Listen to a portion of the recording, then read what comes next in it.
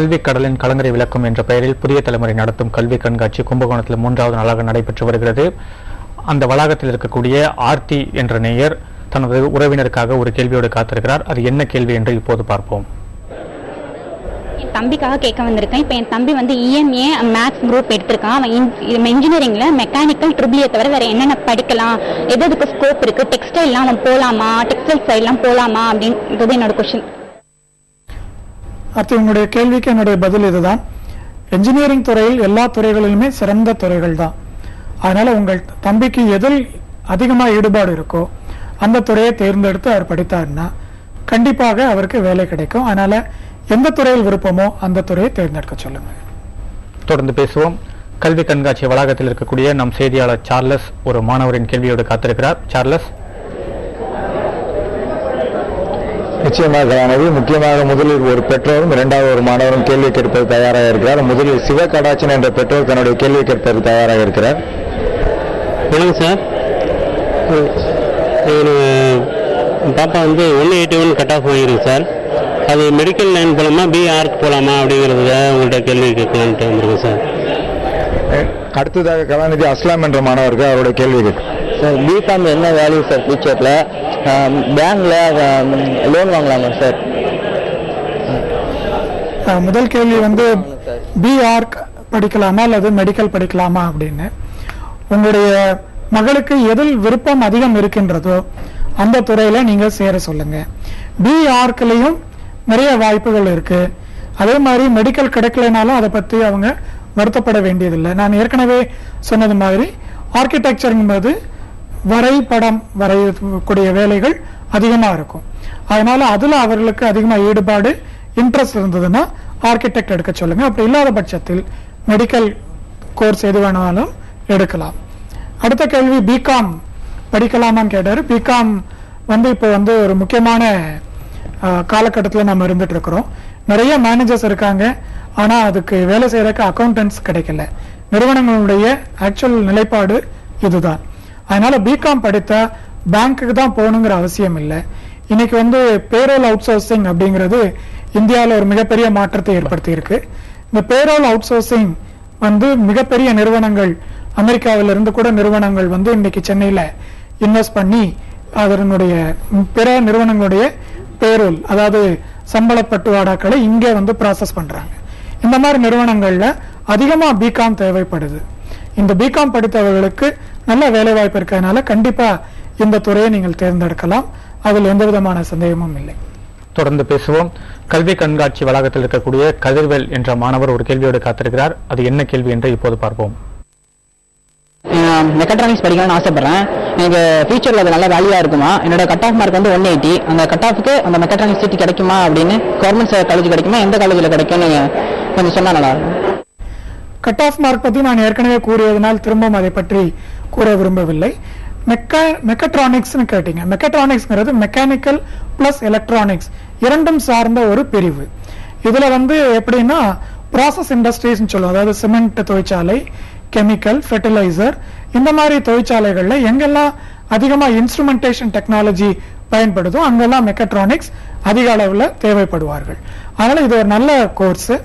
உங்களுக்கு எந்த கல்லூரியில் இது இந்த பாடப்பிரிவில் இடம் கிடைத்தாலும் கண்டிப்பாக நீங்க அதை படிக்கலாம். இதை படித்தால் கண்டிப்பாக உங்களுக்கு நல்ல வேலை கிடைக்கும். அதில் எந்த விதமான ஐயமும் இல்லை. தொடர்ந்து பேசுவோம். நம் செய்தியாளர் சார்லஸ் ஒரு கேள்வியோடு காத்திருக்கிறார். சார்லஸ். கலாநிதி கண்டிப்பாக அதற்கு முன்னதாக ஒரு கருத்தை பதிவு பண்ணணும். இன்று 3வது நாளாக இருப்பதால் ஏராளமான மாணவர்கள் வந்து கல்வி கண்காட்சி வந்து இங்கே ஏராளமாக தங்களுக்கு ஏற்பட சந்தேகங்களை அவங்க வந்து நேரடியாக இங்கே வளாகத்துக்கு வந்து இந்த ஸ்டால்கள் அவங்க பெற்று வராங்க. அந்த காட்சிகளை இப்போ பார்க்குறீங்க. ஒரு மாணவி வந்து நேரடியாக அவங்களுக்கு தேவையான, அதாவது அவர்கள் எந்த படிப்பு எடுத்து படிக்கலாம் அதற்கான கேள்விகளை கேட்டிருந்து வராங்க. அதற்கான விளக்கங்களை அவங்க நேரடியாக கொடுத்து வராங்க. கலாநிதி அதை நேரடியாக பார்த்து கொண்டிருக்கிறோம். தொடர்ந்து இது போன்று ஏராளமான மாணவர்கள் இன்று வந்துள்ளார்கள். கருத்தரங்கில் எங்கிலும் 500க்கும் மேற்பட்ட மாணவர்கள் இன்று காலையே அவர்களுக்கு ஏற்படும் அனைத்து சந்தேகங்களையும் மருத்துவ படிப்பு அனைத்து சம்பந்தங்களையும் அவங்க நேரடியாக அவங்க கேட்டிருந்தாங்க.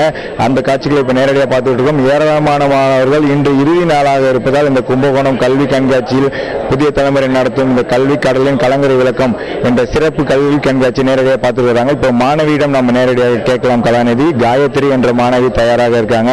அவர் தன்னுடைய கேள்வியை கேட்பதற்காக. நான் ஃபேஷன் டெக்னாலஜி பண்ணலான்னு இருக்கேன். அதுக்கு என்னென்ன காலேஜ் ஆஃபர் பண்றாங்க, அதுக்கு ஃபியூச்சர்ல ஸ்கோப் எப்படி இருக்குன்னு கேட்கணும்.